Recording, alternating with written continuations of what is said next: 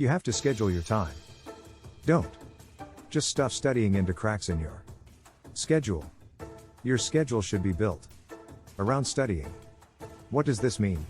This means have an exact set time during the day when you start to study. For me, I remember it was about 6 p.m. I would always say to myself, okay, 6 p.m. I get back from school, I rest a little bit, and then at 6 p.m. that's my study time. It starts. How long does it go?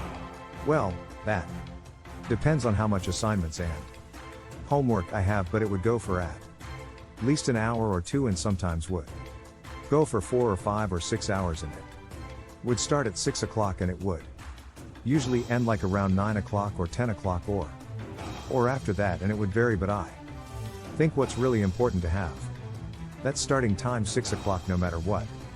6 o'clock. Sit down and study. Open the books, sit down, study. It doesn't have to be 6 o'clock for you. Just come up with your own time, and you're doing this every single day.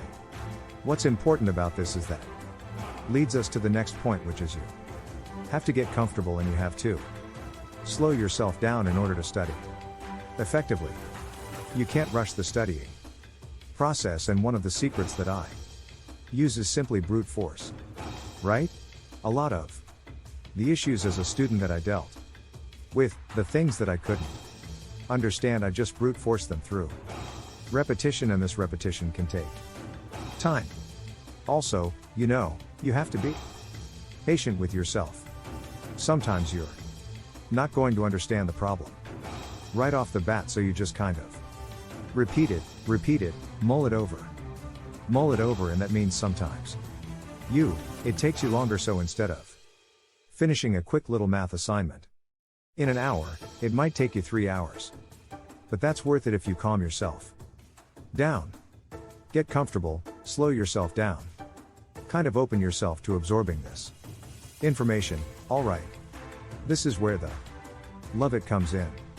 If you don't love it, and what you're doing is you're just kind of rush studying through stuff just to learn it, like cramming for an exam. That's just horrible. That's horrible. Because all you're trying to do is you're like a dog jumping through hoops. That's basically what you are when you're doing that, because you're saying yourself, well, I gotta pass this exam in order to get into college, to get grades, so my parents like me. That's just hoops like a dog you're jumping through.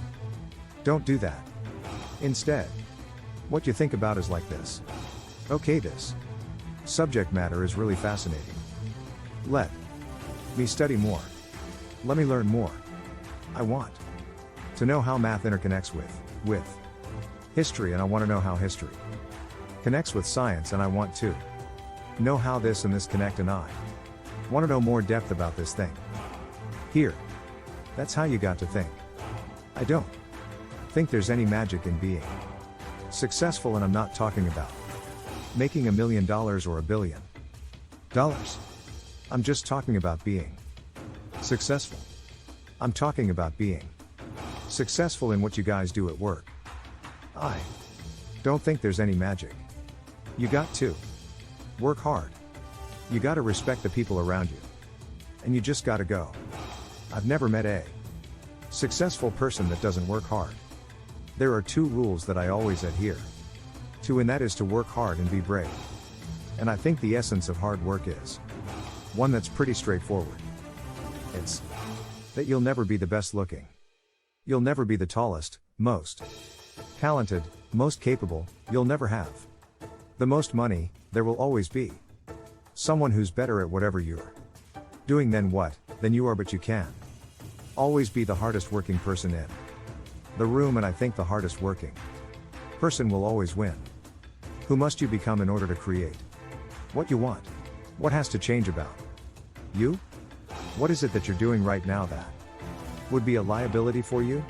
As you begin to look toward the future and take inventory of yourself, what is it about you right now that you've got to leave this behind?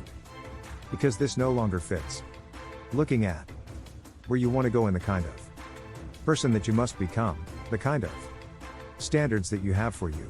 What is it that you must do differently? Clear your mind of all distractions.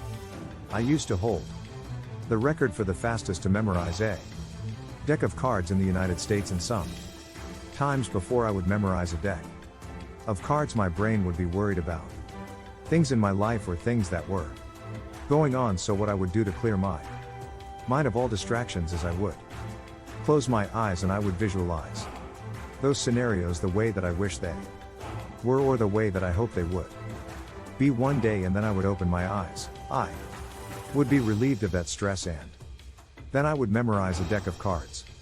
Clear your mind of all distractions. Maybe close your eyes and visualize the things the way you wish they could be. And then focus on your studying. Depending on how well you want to do, particularly if you're starting a company, you need to work super hard. So, what does super hard mean? Well, when my brother and I were starting our first company, instead of getting an apartment, we just rented a small office. And we slept on the couch and we showered at the YMCA, and we were so hard up we had just one computer, so the website was up during the day and I was coding at night for 7 days a week, all the time. And I so briefly had a girlfriend in that period, and in order to be with me she had to sleep in the office. So, work hard like it, I mean, every waking hour. That's the thing I would say, if you, particularly if you're starting a company. And I mean, if you do simple math, you say, like, okay, if somebody else is working 50 hours and you're working 100, you'll get twice as much done in the course of a year as the other company. If you want to learn something faster, you must first and foremost know the connection between what you want to learn and your dream life, your real life style that you want to have. I tell people all the time, like, don't just come up with things you want to learn, because guess what? We want to learn everything. By human build, we are curious animals. We're deathly curious. I mean, we are. Literally, the curiosity killed the cat sort of society right now. Everyone wants to learn 50 new things immediately, but no one ever learns anything. Why? Because it's not real for them. It's a transient desire. If you want to become a great learner, it has to be attached to a dream life of yours. A true lifestyle that you see for yourself.